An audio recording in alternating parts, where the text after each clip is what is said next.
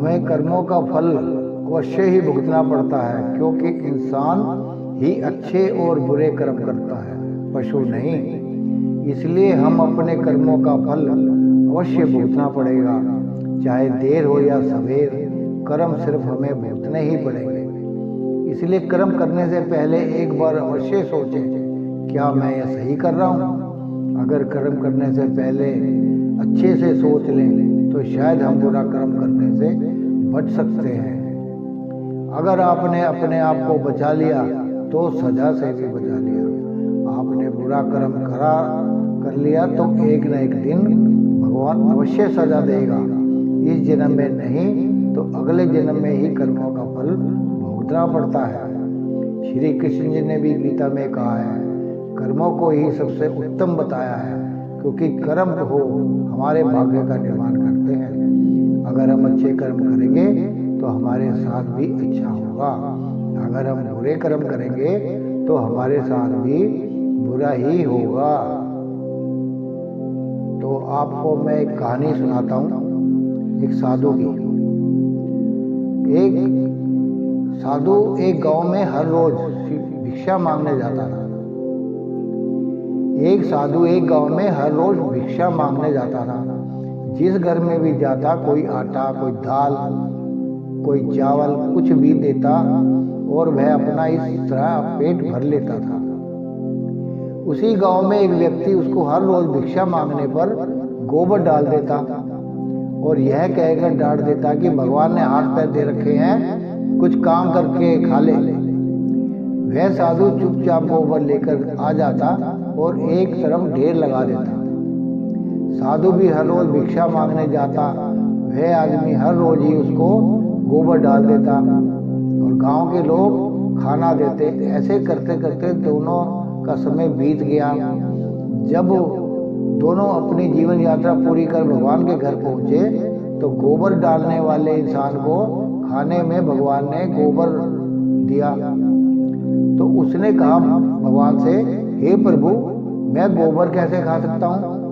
भगवान ने कहा, जब साधु तेरे घर भिक्षा मांगने जाता था, जिसका कोई और भिक्षा मांगने के सिवाय कोई चारा ही नहीं था, तो आप उसको भिक्षा में गोबर देते थे।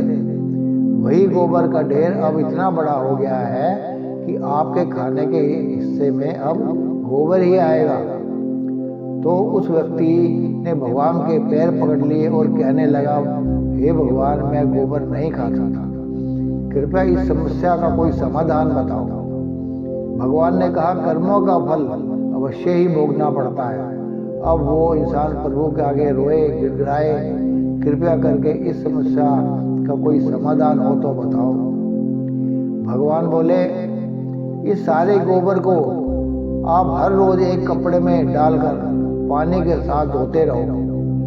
इस प्रकार आपके कर्म कट जाएंगे। ऐसा करते करते उसको गोबर को धोने में कम से कम 1 साल लग गया। सबसे लास्ट में गोबर का जो आखिरी अंश भूस कपड़े के ऊपर रह गया। तो भगवान बोले, अब आपको ये हिस्सा तो खाना ही पड़ेगा। वह इंसान फिर रोया और कहे कि इसको कैसे खाऊं? प्रभु ने कहा, किसी के बुरे कर्मों का मैं कर्मों को कम तो कर सकता हूँ, पर बिल्कुल खत्म नहीं कर सकता, इसलिए आपको यह तो खाना ही पड़ेगा। भगवान ने उसे समझाया कि आप गोबर खाने से बच गए। अगर आपको उसको धोना ना होता तो वह सारा गोबर आपको खाना पड़ता। इसी प्रकार जब हम जमीन में कोई फल का पौधा लगाते हैं तो उसको उगने में और बड़े होने में समय लगता है और फिर कई साल 2 साल बाद बड़ा होता है, फिर उस पर फल लगते हैं। क्योंकि किसी भी कर्म का फल एक दिन में नहीं मिलता, चाहे वह अच्छा हो या बुरा।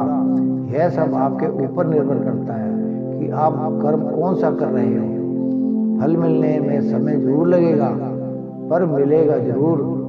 यही समय और परमात्मा का नियम है कि हमारे द्वारा किए गए हर कर्म का सुख और दुख हमारे कर्मों के ऊपर ही निर्भर करता है।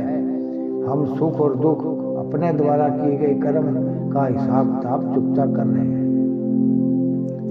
कर्म का फल हमें अवश्य ही भुगतना पड़ेगा। इसलिए हम किसी को दान देते हैं तो सोच समझ करते हैं, क्योंकि एक दिन हमें डबल होकर मिलेगा। इसी प्रकार हर काम करते समय भी ध्यान रहे कि हम कौन सा कार्य कर रहे हैं, कौन सा गलत हो रहा है। इसलिए कभी भी भूल कर भी किसी की आत्मा को ना दुखाएं। जितना हो सके अपनी तरफ से अच्छा ही करें। अगर आपको अच्छा लगा हो, लाइक, शेयर और सब्सक्राइब